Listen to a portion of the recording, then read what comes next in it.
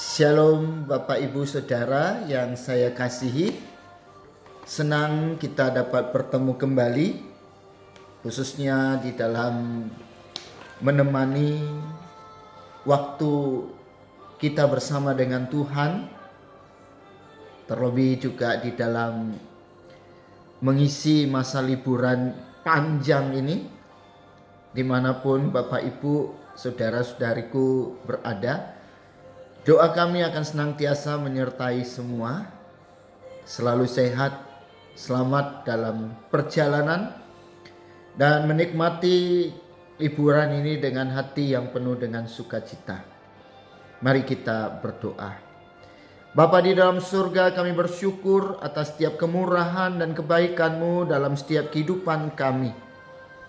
Sehingga di tengah kesempatan di mana kami boleh menikmati masa-masa libur kami pun tidak pernah melupakan akan penyertaan Tuhan yang olehnya kami terus rindu datang untuk menghampiri-Mu di saat-saat teduh kami, di waktu-waktu terbaik kami bersama dengan Tuhan untuk mendapatkan firman-Mu yang akan menerangi di setiap jalan hidup kami. Tuhan terus tolong kami, khususnya bagi setiap jemaat Tuhan dalam perjalanan kemanapun dan dimanapun saat ini berada. Tuhan lingkupi dan lindungi semua dengan kuasa darah-Mu yang kudus. Terpuji nama-Mu kekal sampai selama-lamanya. Dalam nama Tuhan Yesus Kristus kami berdoa dan bersyukur. Haleluya. Amin. Bapak, Ibu, dan Saudara, hari ini pembacaan Amsal kita sampai di pasal yang ke-9. Pasal yang ke-9 ayat 1 sampai 18. Saya akan bacakan untuk kita semua. Undangan hikmat dan undangan kebodohan. Hikmat telah mendirikan rumahnya, menegakkan ketujuh tiangnya, memotong ternak sembelihannya, mencampur anggurnya, dan menyediakan hidangannya. Pelayan-pelayan perempuan telah disuruhnya berseru-seru di atas tempat-tempat yang tinggi di kota. Siapa yang tak berpengalaman, singgahlah kemari, dan kepada yang tidak berakal budi katanya, marilah, makanlah rotiku, dan minumlah anggur yang telah kucampur. Buanglah kebodohan, maka kamu akan hidup, dan ikutilah jalan pengertian. Siapa mendidik seorang pencemooh, mendatangkan cemooh kepada dirinya sendiri, dan siapa yang mengecam orang fasik mendapat celah. Janganlah mengecam seorang pencemooh supaya engkau jangan dibencinya. Kecamlah orang bijak, maka engkau akan dikasihinya. Berilah orang bijak nasihat, maka ia akan menjadi lebih bijak. Ajarilah orang benar, maka pengetahuannya akan bertambah. Permulaan hikmat adalah takut akan Tuhan, dan mengenal yang Maha Kudus adalah pengertian. Karena oleh aku umurmu diperpanjang dan tahun-tahun hidupmu ditambah. Jikalau engkau bijak, kebijakanmu itu bagimu sendiri. Jikalau engkau mencemooh, engkau sendirilah orang yang akan menanggungnya. Perempuan bebal cerewet, sangat tidak berpengalaman ia, dan tidak tahu malu. Ia duduk di depan pintu rumahnya, di atas kursi di tempat-tempat yang tinggi di kota, Dan orang-orang yang berlalu di jalan, yang lurus jalannya, diundangnya dengan kata-kata, "Siapa yang tak berpengalaman, singgahlah kemari." Dan kepada orang yang tidak berakal budi katanya, "Air curian manis dan roti yang dimakan dengan sembunyi-sembunyi lezat rasanya." Tetapi orang itu tidak tahu bahwa di sana ada arwah-arwah dan bahwa orang-orang yang diundangnya ada di dalam dunia orang mati. Bapak, Ibu, Saudara yang saya kasihi di dalam Tuhan Yesus, di dalam Amsal yang pasal 9 ini, pembacaan kita tadi, ya kalau saya lihat ya, ini akan menutup ya, serangkaian nasihat yang panjang ya, dari sang penulis yang konon katanya adalah orang paling berhikmat pada zamannya. Nah, sehingga kitab Salomo ini ya, disebut dengan kitab hikmat. Nah, jadi di dalam pembacaan kita ya, itu dikatakan ya bahwa hikmat itu ditawarkan ya, ditawarkan. Ya, Bapak Ibu mungkin seringlah ya kalau dulu ya pasar malam ya, pasar malam ya, atau mungkin di pasar-pasar pagi juga ya. Nah, di sana di mana tempat orang menjajakan dagangan ya, jadi kerap kali mereka memanggil para pelanggan ya, supaya mari ayo dipilih. Dan kadang di mall juga ya ada kan. Nah, jadi hikmat ya berseru-seru. Nah, jadi hikmat ditawarkan secara limpah bagi semua orang. Tapi nanti pada akhirnya ya, ada dua kelompok orang ya yang akan menerima atau menolak. Ya, jadi kalau kelompok yang menerima, tentu ini memang orang-orang berhikmat ya, yang mengerti arti dari nasihat dan menghargai ya nasihat itu ya, sehingga mereka akan semakin bijak ya, mereka akan semakin bijak. Nah, tapi sebaliknya kalau orang bebal ya, orang yang bodoh itu ya dikatakan ya mereka pasti akan mencemooh ya nasihat ya, mereka menganggap itu ya hanya mengganggu kesenangan hidupnya saja ya. Mereka berpikir itu ya nggak penting ya, nggak penting. Nah, inilah jadi sebenarnya ya hikmat itu ya tentu ya diperlukan ya, diperlukan ya, dan terutama bagi kita yang ingin hidup berkenan ya, dan rindu hidup benar di hadapan Tuhan. Ya, jadi hikmat itu bukan sesuatu yang memang kita bisa dapatkan dengan membeli ya, tidak ya, tapi hikmat itu adalah hati yang terbuka ya, untuk menerima ya firman yang hidup. Nah, supaya kita punya kapasitas, kita punya kualitas kehidupan ya, kita punya istilahnya ya keunggulan yang membuat hidup kita menjadi kesaksian bagi orang lain. Ya, contoh ya, contohnya kalau umpamanya ya, kita mau hidup ya unggul ya, hidup unggul istilahnya ya, hidup menjadi pemenang ya. Ya, ya seperti ya ada produk-produk unggulannya. Nah, itu bukan jadi begitu saja ya, dan juga itu bukan hanya karena produknya mereknya bagus gitu, enggak.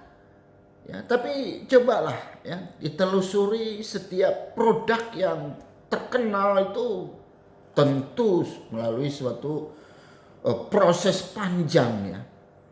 Saya pernah belajar ya untuk istilahnya membuat sebuah produk itu ya menjadi unggul ya, menjadi yang dikenal itu butuh waktu berpuluh-puluh tahun itu ya untuk membangunnya ya. Dan tentu membangun sebuah produk yang terkenal itu terbentuk ya oleh karena persaingan ya yang begitu luar biasa ya, dunia bisnis yang begitu kompetitif sekarang ini ya.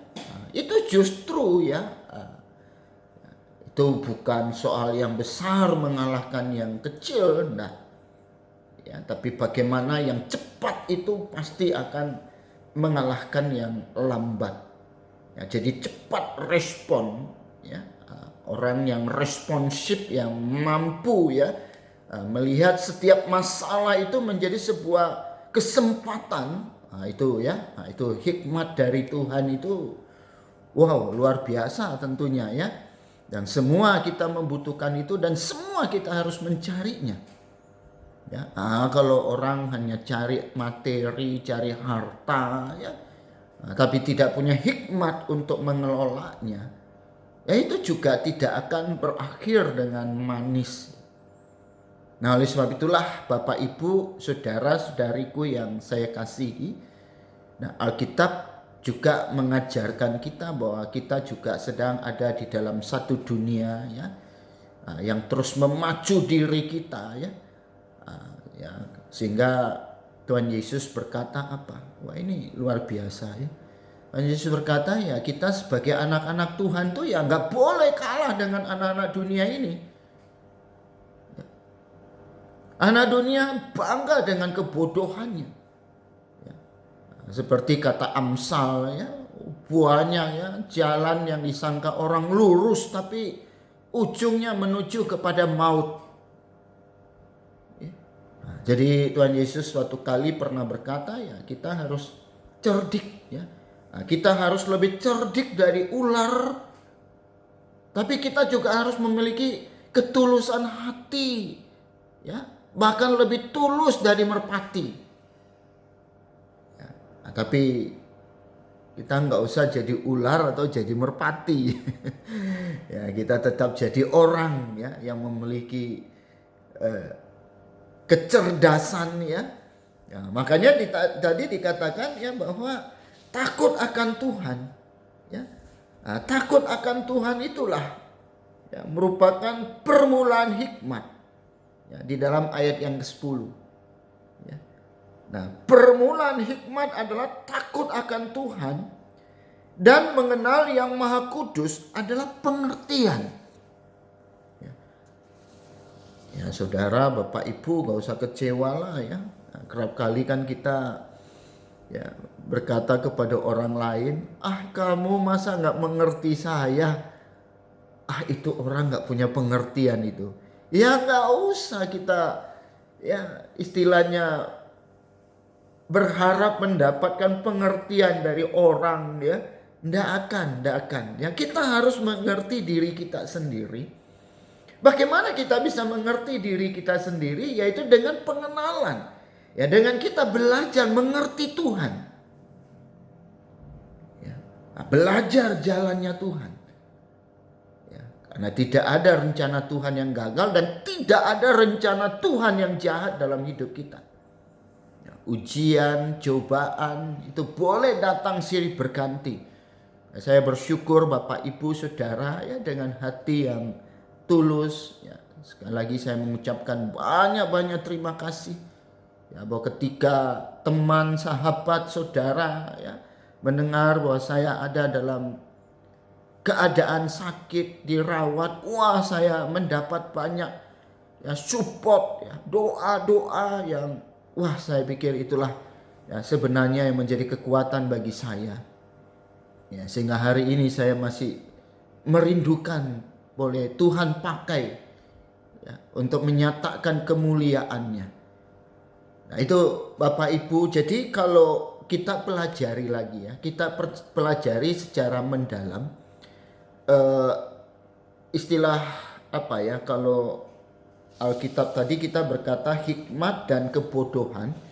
Jadi hikmat dan kebodohan itu dalam bahasa aslinya ya, bahasa asli Alkitab Perjanjian Lama itu Ibrani ya. Nah, itu istilahnya ditujukan kepada ya gender itu wanita ya, wanita, tapi ini eh, bukan aslinya apa kita membedakan, tidak ya, tapi memang kita teringat kepada perumpamaan di dalam Alkitab berkaitan dengan ada 5 wanita yang bodoh dan 5 wanita yang bijak. Nah, jadi istilah yang dipakai ya di dalam Alkitab PL khususnya ya, tentang hikmat dan kebodohan itu memang ya gambaran ya tentang perempuan.